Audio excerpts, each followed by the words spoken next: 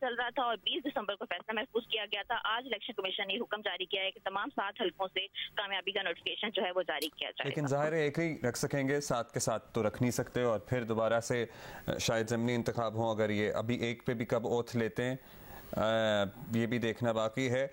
मज़हर साहब, हम बात तो कराची के बल्दियाती इंतखाबात पे कर रहे हैं, और बाय द वे कराची में पहली मरतबा ये हुआ है आपको कि 30 घंटों में ज़िमनी इंतखाब का नताइज जारी किए गए हैं, मुरतब किए गए हैं। इससे पहले तो बहुत टाइम लगता था। अच्छा, ये पहले जल्दी हुआ? हाँ, ये मतलब रिलेटिवली जल्दी हुआ है पहले से, लेकिन सर्टनली सिस्टम में बेहतरी आ सकती है, लाने की ज़रूरत भी है। लेटेस्ट ये जो खान साहब की न्यूज़ है।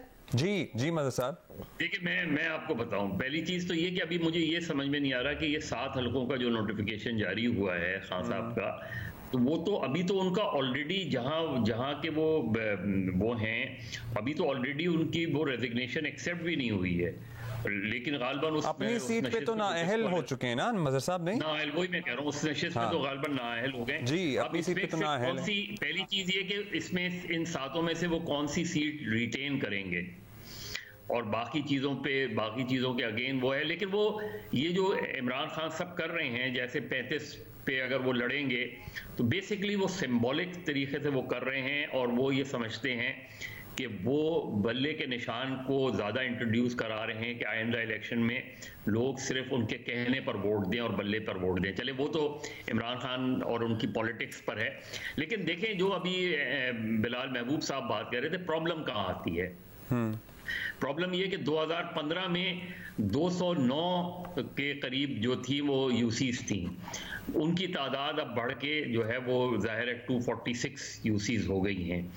और वो यूसीज जिस पे कंट्रोवर्सी है, जो डिलिमिटेशन पे कंट्रोवर्सी और हमेशा होती है कॉन्स्टेंसी, और जो भी पार्टी उस वक्त हुक्मरान होती है वो यही कुछ करती है। माजी में भी डिलिमिटेशंस पे सवालात उठे हैं और अब भी उठ रहे हैं, और ये बात बहुत, और इसमें सिर्फ कराची के साथ जो सबसे बड़ी ज्यादती होती है कि एक हल्का होता है जिसमें 5 लाख वोट होता है, एक हल्का होता है जिसमें 90,000 वोट होता है, वो होता है।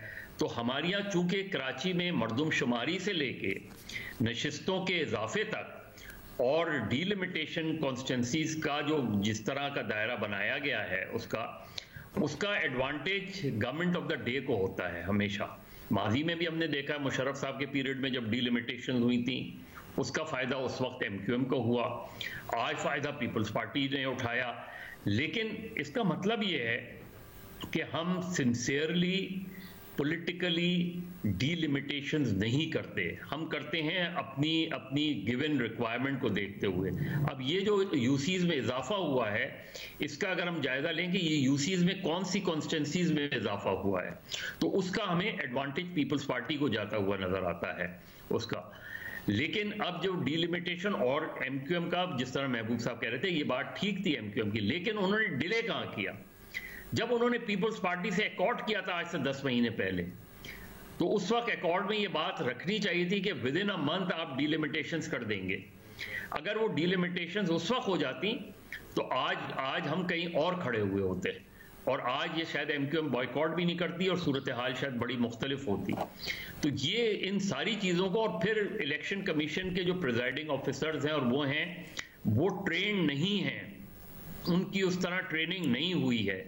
जब तक आप उस तरह पूरा एक स्टाफ इलेक्शन कमीशन के पास नहीं होगा, इस तरह के इश्यूज हमेशा खड़े होते रहेंगे।